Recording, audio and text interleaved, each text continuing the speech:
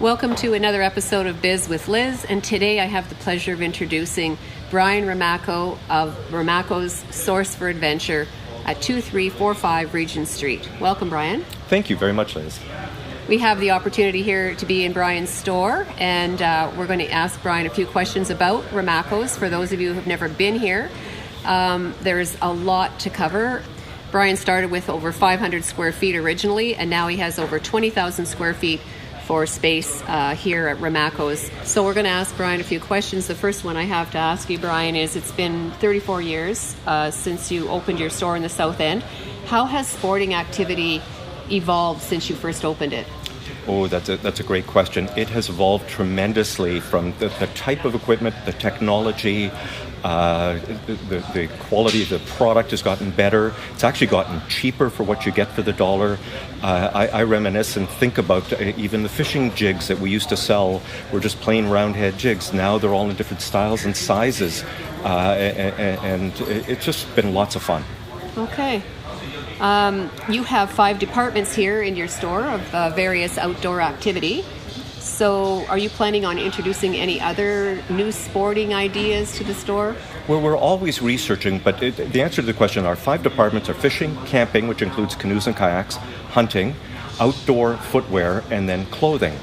Our business model really revolves around keeping those departments alive and strong, and we're always juggling product lines within each product. But no, Ramakkos is not going to get into barbecues or automobiles or whatever. We're going to stick to what we know and what we do. We're a northeastern outdoor store, and we're going to stick to product lines that we know and understand. Okay, that's great. You've got a lot of employees here. I see a lot on the floor, but then you have staff probably behind in your warehouse area. We have, believe it or not, 40 staff.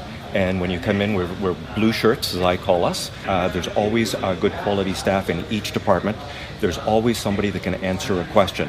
That's one thing I've always noticed coming in here. I never have to look around for a staff person. There's always somebody in every department. Well, we feel that we carry good product that requires explanations of why you would want a fishing reel that's $50 versus $70.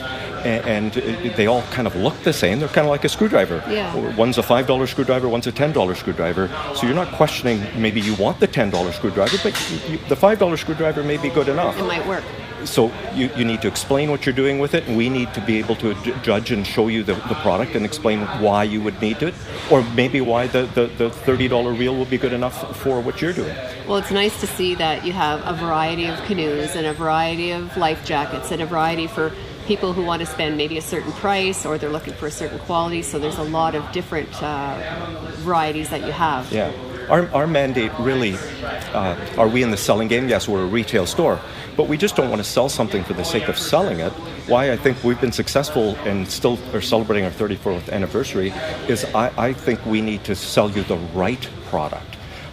So my argument is if you go home with the right product, it doesn't matter whether it was $2 or $3, you use it, and over time it was cheaper because you're happy with it. And then they'll come back. One other question I have for you is, what are some of the highlights that you've enjoyed owning in this one, kind of adventure store in the north?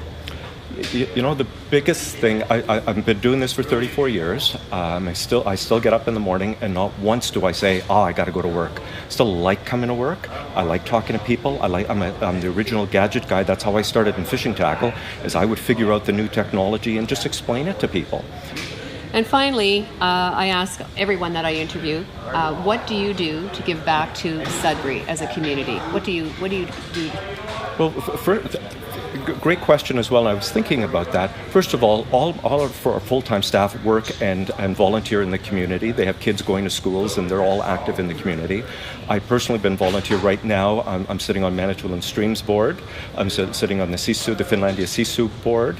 I volunteer on a Ministry of Natural Resources board. I'm a co-chair of the FMZ 10, and we volunteer at special events throughout.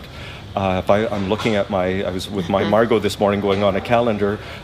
So I like working in the community and helping out. We're just active. And I know that you're a big part of our Rotary Club as well. And every June you support our Fishing for Food. I love that campaign. And we have a weekend of food fundraising. So you bring all your food here. We fill up a couple of legend boats.